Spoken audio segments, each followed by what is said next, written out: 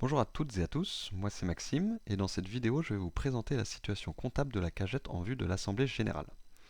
Je vais souvent me référer à la plaquette comptable réalisée par le cabinet Arithmétique, que je remercie par la même occasion, ainsi que l'ensemble du comité comptabilité qui assure le suivi tout au long de l'année.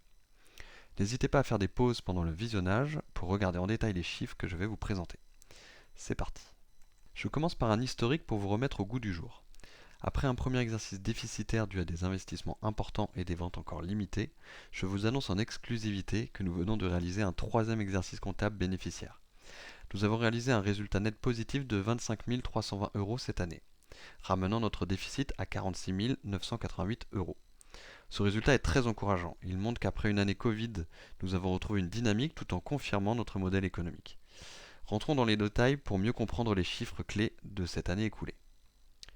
Les ventes de produits alimentaires et non alimentaires s'élèvent à 2 362 457 euros, soit 5,50% de mieux que l'année dernière. Le travail de fond sur la gamme, mais aussi les périodes de confinement, ont participé à l'augmentation du chiffre d'affaires cette année. Le tableau affiché détaille les ventes par grande catégorie et montre l'évolution par rapport à l'année précédente. La marge commerciale est de 389 600 euros, soit plus 4,94%. C'est ce qu'il nous reste comme argent lorsque nous déduisons au chiffre d'affaires nos achats consommés. Le taux de marge rapporté aux achats est quant à lui de 19,75% contre 19,87% l'année dernière. Pour rappel, nous majorons tous les produits de 23% par rapport à nos achats. Par une simple soustraction, on déduit que nos pertes sont donc de 3,25% contre 3,13% l'année passée. Une légère hausse montrant que nous pouvons faire encore mieux sur le sujet. Les actions mises en place depuis janvier dernier pour réduire les pertes devraient porter leurs fruits cette année. Saisie des pertes, meilleure gestion du pain, amélioration du logiciel de caisse et amélioration du logiciel du passage des commandes pour éviter les surstocks des produits frais. Notre volume de charges externes atteint les 138 316 euros, une baisse très significative de 7,28% qui est une belle réussite collective. Beaucoup de postes sont en baisse, l'achat de petits matériels, les fournitures administratives, la maintenance informatique et les honoraires, l'avocat notamment. En contrepartie, nous avons augmenté nos charges de loyer puisque nous louons le local au 7 rue Castillon. Néanmoins, les réductions de charges sont plus importantes, ce qui nous permet d'améliorer considérablement notre résultat d'exploitation. Cette année a été marquée par beaucoup de mouvements côté salariés, avec l'embauche à l'été 2020 de Louise et Adrien, puis le départ d'Élie, le congé maladie de Marine et enfin le congé maternité de Faustine.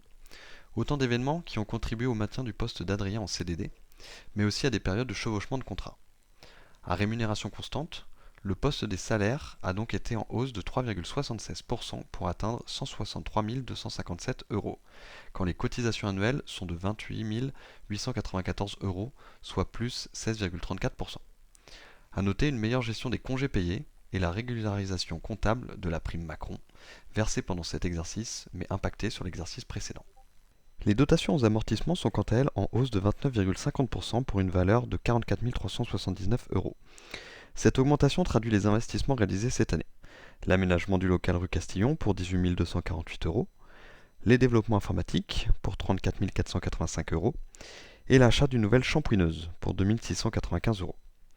Ces différents postes sont amortis comptablement sur plusieurs années, de 3 à 10 ans selon les catégories, lissant l'impact de leur achat dans le temps.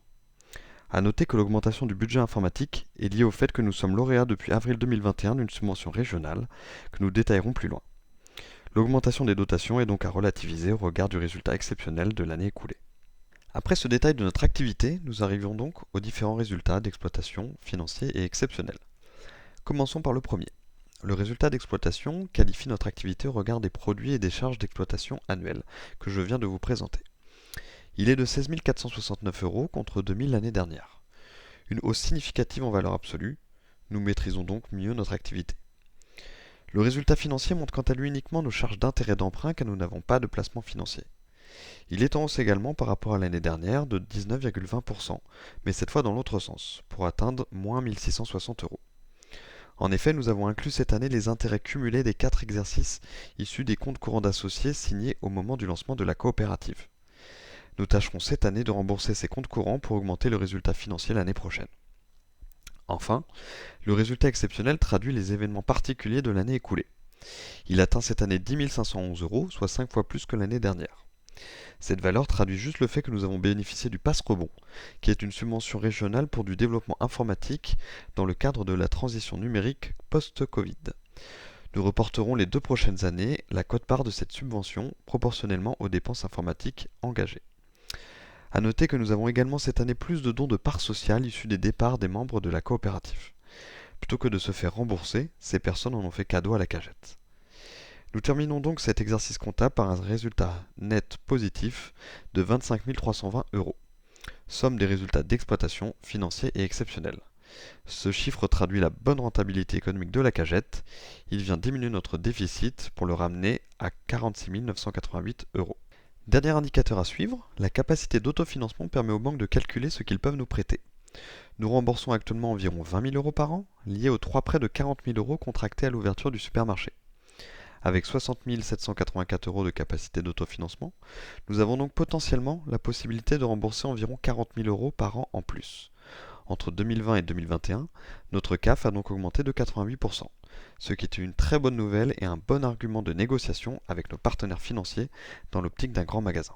Le résultat net positif, cumulé à la variation du capital social de l'entreprise due aux entrées et sorties des membres, augmente la valeur de remboursement de la part sociale de 7,92 euros à 8,66 euros. Nous continuons donc notre chemin dans le bon sens, avec toujours comme boussole le retour à 10 euros dans les meilleurs délais. Voilà, j'en ai terminé avec cette explication. En guise de conclusion, je dirais que nous pouvons être fiers de cette année sur le plan économique et financier.